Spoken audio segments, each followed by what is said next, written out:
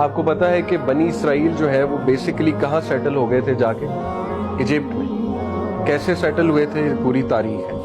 اصل میں یوسف علیہ السلام جب ایجپٹ میں تشریف لے گئے، ظاہر ہے جب عزیز مصر نے، آپ نے پورا واقعہ پڑھا ہے، انہیں خرید لیا تھا، تو اللہ کا یہ پلان تھا، اللہ نے انہیں وہاں سیٹل کروایا اور ایک پوزیشن دی، فائنینس منسٹر بن گئے، اس کے بعد کنگ آف ایجپٹ بھی بن گئے۔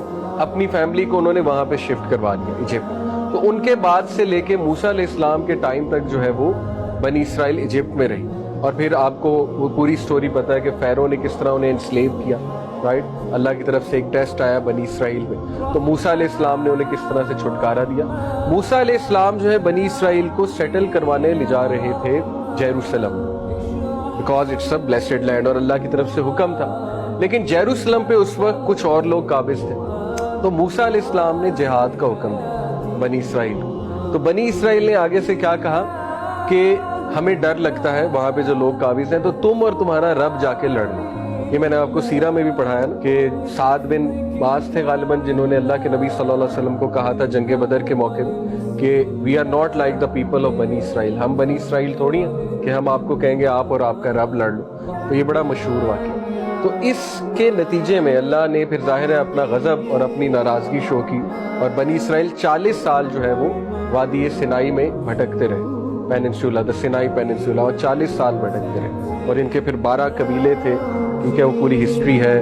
حضرت موسیٰ نے انہیں وہاں بھی ایڈجسٹ کروانے کی کوشش کی، لیکن ظاہر ہے کہ ان کی کوتاہیاں بہت زیادہ تھیں۔ انبیاء کو قتل کرنا یہ کوئی چھوٹی چیز تو نہیں ہے، اللہ کی شریعت کو چینج کر دینا، اپنی من پسند جو ہے وہ ایک دین بنا لینا، اور سب سے بڑا کرائم یہ تو ہے ہی، وہ یہ ہے کہ کلیئر کٹ اللہ کے ساتھ کفر کرنا۔ دیکھیں میں نے آپ کو پورا سیرہ میں ایک چیپٹر پڑھایا جیوز کے اوپر کہ پروفٹ صلی اللہ علیہ وسلم کے ساتھ کیا ریلیشنز تھے جیوز۔ تو میں نے آپ کو بتایا 3 قبیلے تھے، بنو نذیر، بنو کینوکا اور بنو قریظہ۔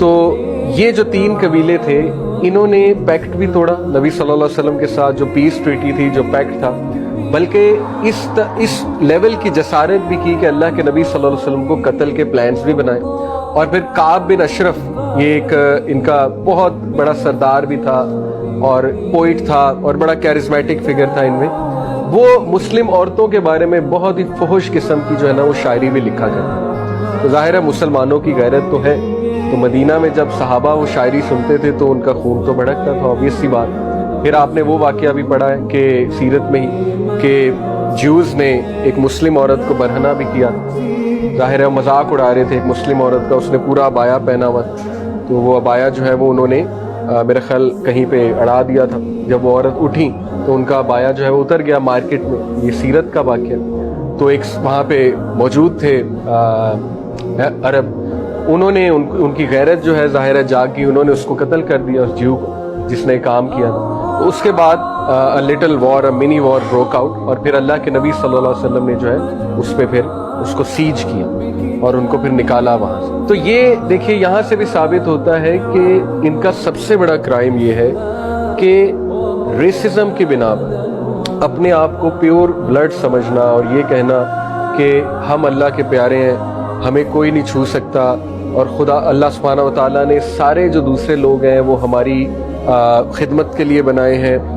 آپ ان کی تلمود اگر پڑھیں گے تو اٹس اے ویری ریسسٹ بک، وہ بیسکلی ان کی صحیح بخاری ہے، اس طرح ہماری صحیح بخاری ان کی تلمود ہے۔ تو اس میں جو نان جیوز ہیں ان کو گوئے اور گوئمز کہا جاتا ہے، GOY، گوئے اینڈ گوئمز۔